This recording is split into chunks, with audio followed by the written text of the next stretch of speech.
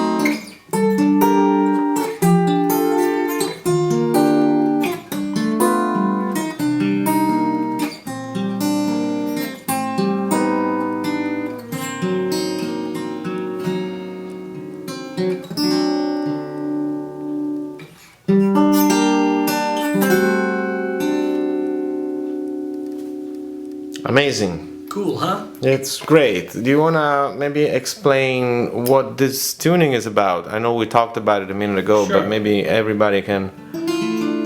The concept of taking it from the Nashville tuning I found very interesting. Okay. I'll talk about it. It is an adaptation of the Nashville tuning. Nashville tuning has been around for a few years. And what Nashville tuning is you take a 12-string guitar and you take the low strings off. You leave 6 strings, but that means that the bottom 4 strings are an octave higher, and then the 2 first strings are normal pitch. And in Nashville they use it as a second guitar. You have somebody strumming the chords on a regular guitar, and then the Nashville guitar tends to be mandolin-like, a second guitar. So my idea was, I loved the tuning, but I wanted a fundamental guitar. I wanted the first guitar to have this tuning. So the first thing I did was I turned it the opposite way. And I left the 4 strings, low ones, the same pitch as guitar, and I took the first 2 and made them an octave lower, which was basically the opposite of Nashville tuning. But that was too low. It sounded like a baritone guitar to me, too low. I couldn't really get the mid-range chord pitches where I liked them. So I actually ended up transposing the idea as though I had a capo on the 5th fret. I made the low string an A.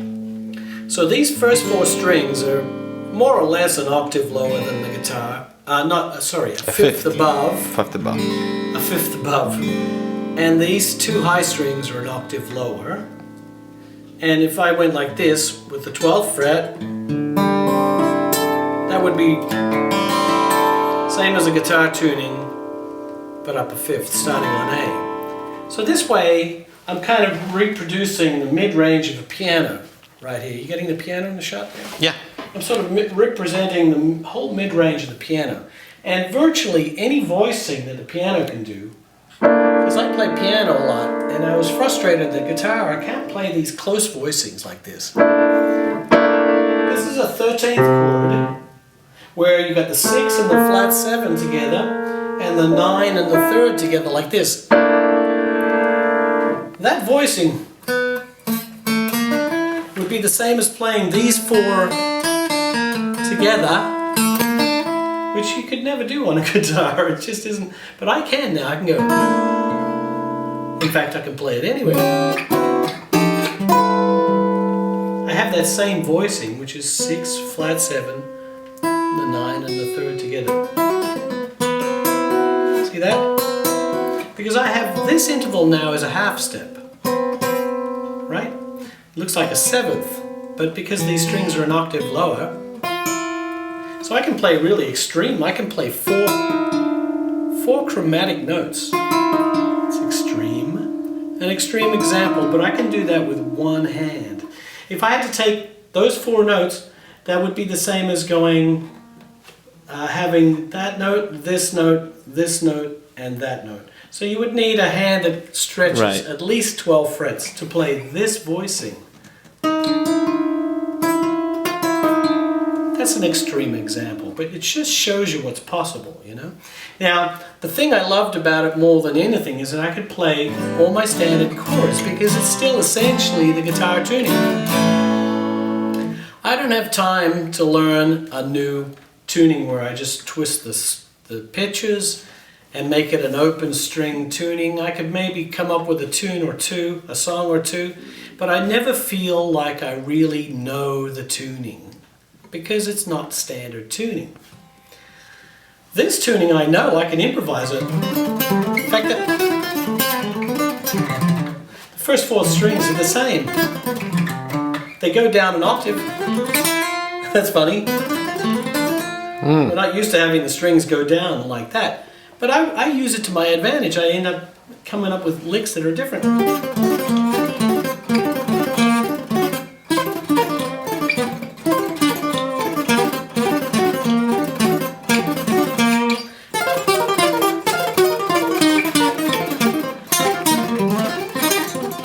It's just different, you know? Pretty amazing. It's really kind of cool hearing things come out differently. So I can play all my standard chords, but even let me take something simple like a major triad, right? I love these majors with the add 9 like this, right? I can play them easily. 1, 2, 3, 5. And I can play them anywhere.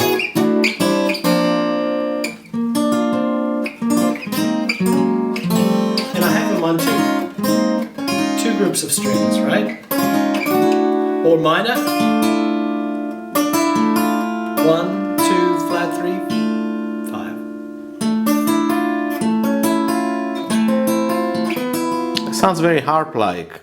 Yeah, close voicing is really all it is. That's what it is. Because you can play a harp and you can play all those strings together. The notes are... Right, they're all there. They're all there. But I can tell you, I've brought guitar and piano much closer. The voicings that I can play, and I can play any keyboard voicing now. These major 7s, these ones that I play all the time, 7, 1, 3, 5, I can do.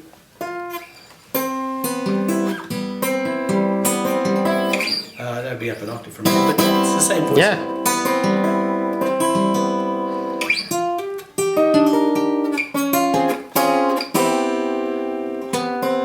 There it is.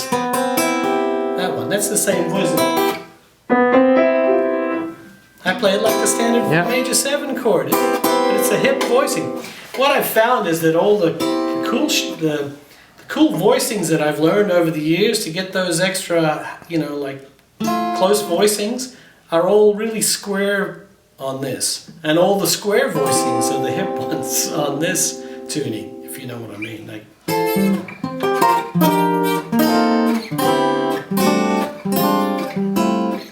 it's another song from Raison d'Être.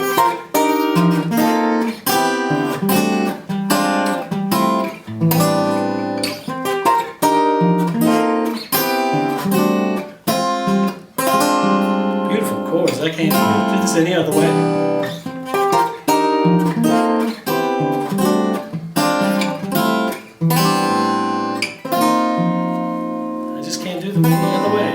And I love it. It's like a new instrument. And you know, you take standard chords and you just, what I like about it is you get that one extra note, like, or I take a minor 7 and add that, but it's up here. You know, I end up coming up with a lot of new shapes that I couldn't. It's it's unusual. And it's unusual having a wound B string Right. that's down an octave. But, you know, small price to pay for an incredible, For a new sound. an amazing chord melody sound. Every professional, serious guitar player that I show this tuning to start playing it and they go, wow, wow. Because you don't have to learn anything new. But if you want new voicings, they're all here.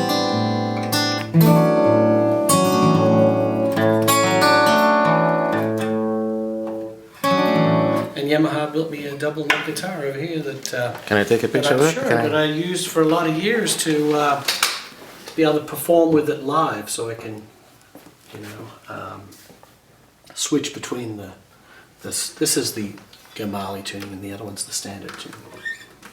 This was a cool Great. guitar. One's a Strat scale and the other one's a Les Paul scale. Oh, which is nice. kind of fun too. All right. So there you have it, the Gambale tuning in a nutshell. And if you're interested, you go to my website. These songs are transcribed in the Raison d'etre. Raison d'etre is the name of the album that has the transcriptions of these tunes. So, They're all available from your website? sure, there's a lot of stuff for guitar players on my website. Very well. Thanks so much, Frank. You're welcome.